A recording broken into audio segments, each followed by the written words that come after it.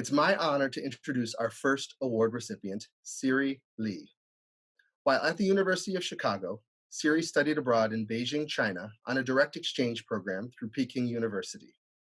Coursework she took there, including a class on modern Chinese history, inspired her to then conduct extensive independent research on the Republic of China and the Mao era. As a result of this research, Siri created a stunning 2-volume, 338-page artist's book titled Zhao, A History of Chinese Discourse Through Famine and Revolution.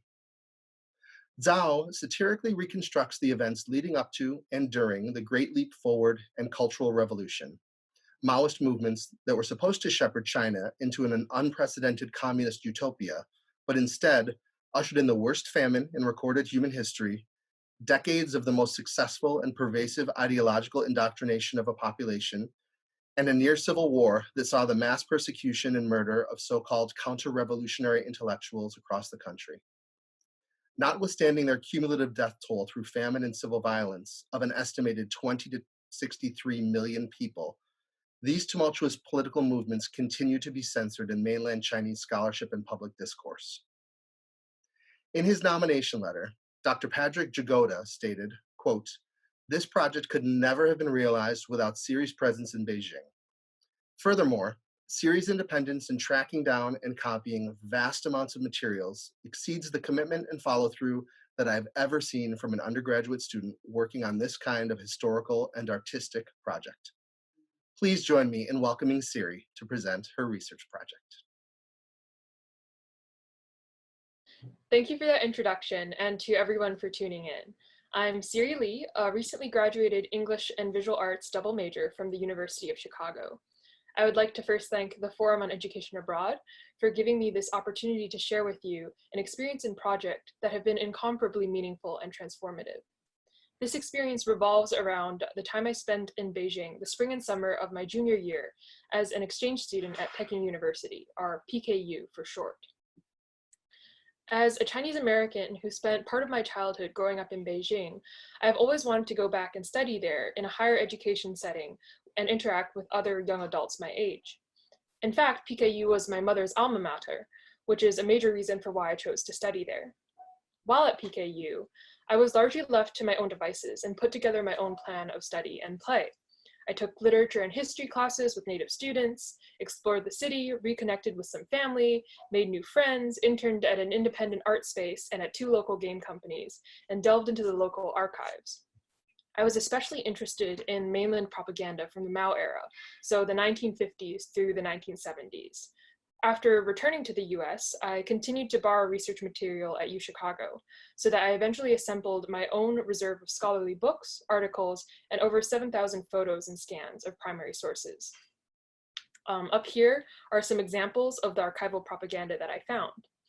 Now, originally my interest in them was more of an aimless curiosity, but as I dug deeper, I realized they actually connected back to a short comic about the Mao era that I had sketched earlier at the end of my sophomore year.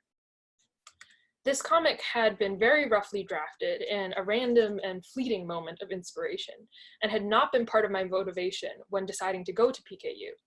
But I quickly became inspired by the materials I encountered there, and ultimately used them to overhaul my old mini comic, which you can see here. So this 20-page draft of a black and white comic ballooned into what I'm here to share with you today. Zhao, A History of Chinese Discourse Through Famine and Revolution, a 338-page artist's book that retells modern Chinese history.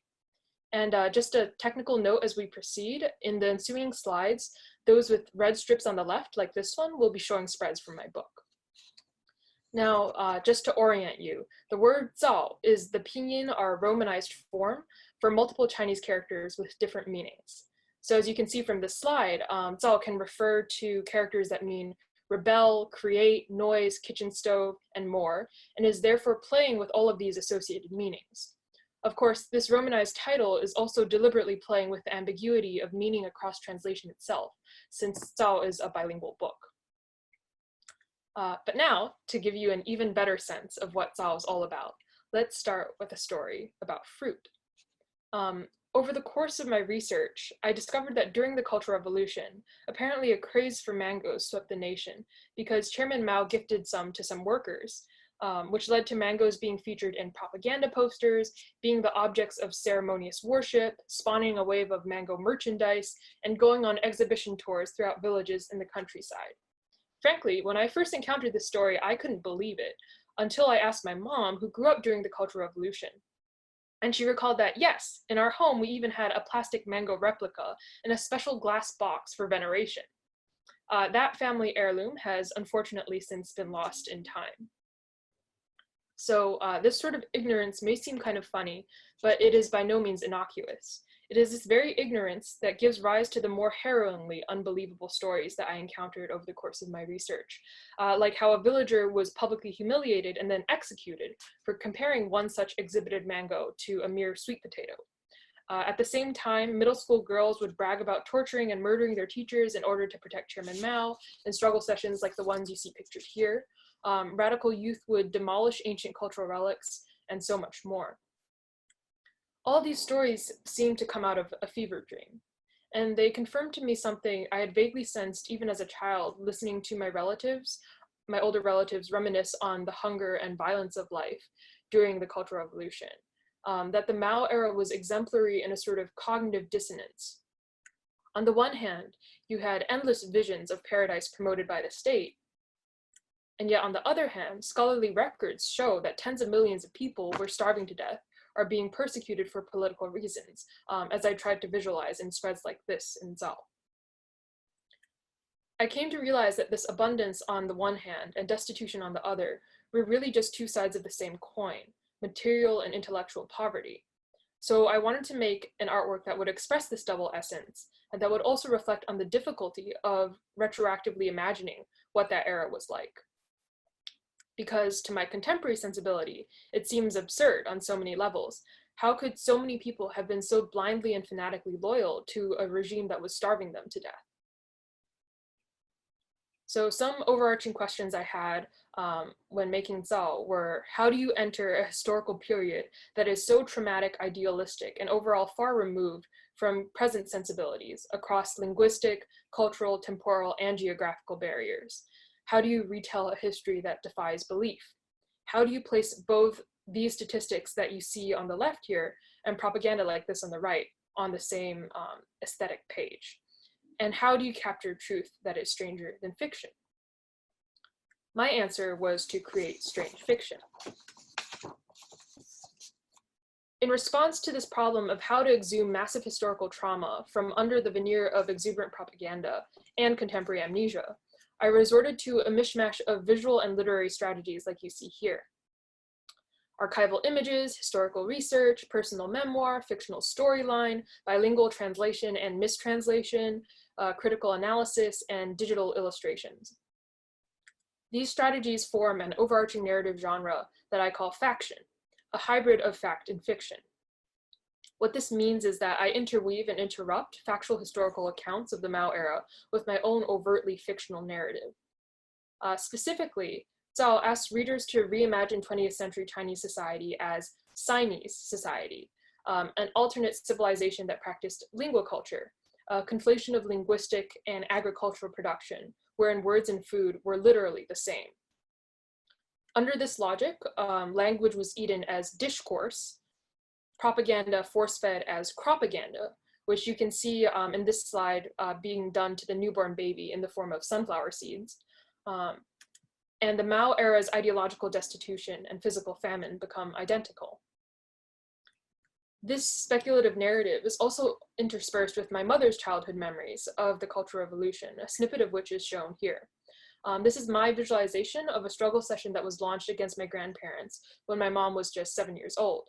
My uncle, pictured on the left hugging my mom, was only 4.